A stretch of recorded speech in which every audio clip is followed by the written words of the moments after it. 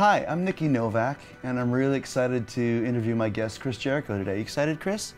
I'm so excited right now that I feel like inflicting pain. And I can't wait to show off my soul switching machine that I've invented, where my soul goes into this body, and this soul comes into mine. Namaste. So we'll see in Young Hollywood coming up next. Namaste. Do I look good? How's my profile? I'm a badass. My teeth good? I have like 20 shows coming out. I have so many cool shoes, it's amazing.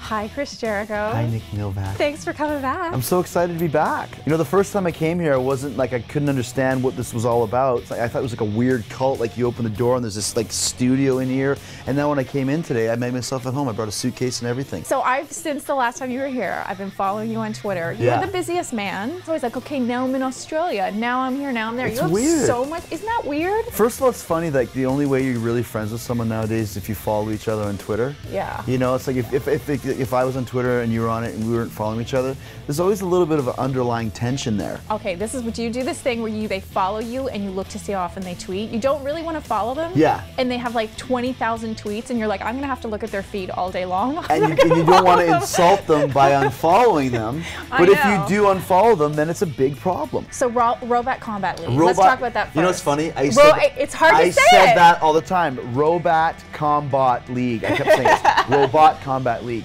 And you're the host. I'm the host. The concept of the show is giant fighting robots controlled by humans. Kind of like the movie Real Steel. Then when I went down and actually saw these robots fight, the first time I was in the arena, the robot came walking out, and if it hadn't have stopped walking, I would have ran away. Because it came out fast. They're scary. They're giant. They're 8 feet tall. Yeah. They're scary looking. They look like Terminators. And they punch with 2,000 PSIs per blow. That could cave your head in. Steel Cyclone loses a foot. Right foot has been a problem all night. The first round, I thought one of them may be a little bit more tentative and trying to feel it out, but neither team seems afraid to take damage right off the bat here. I think they're just kind of feeling out the process. Doesn't look like Steel Cyclone's right foot is going to affect their performance. Steel Cyclone said they were going to come out aggressive, but we have a clip because the last time you were here, we discussed the yoga, and we discussed what we would do the next time you came back here, and I just wanted to refresh your memory. The monitors over your shoulder. Look over here. We have a clip. Yeah. I feel like I'm on the Tonight Show.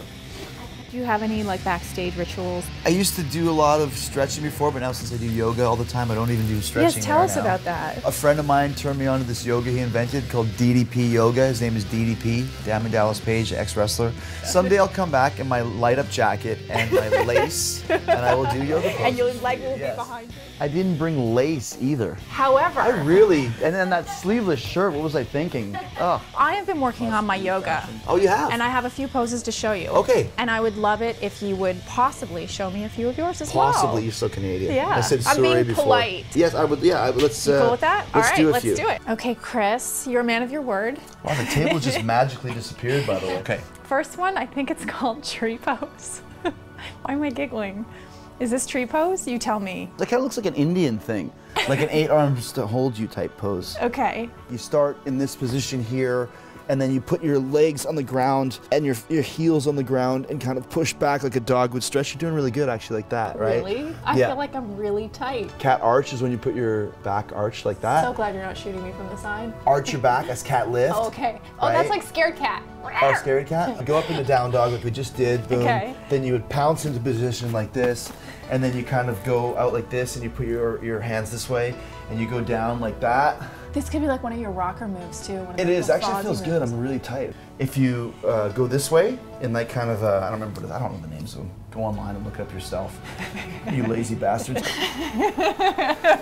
Yours are like, you're like a Maharishi with yours, you're like Indian. I'm like a dummy running through a china shop and you're like all like this type of stuff. You look like a genie in a bottle. I ain't talking about Christina Aguilera. Yeah, boy. Thank you for coming in, Chris Jericho. Thank you very much. I have a good state of namaste right now. What are we going to do next time? We'll have to up the bar next time.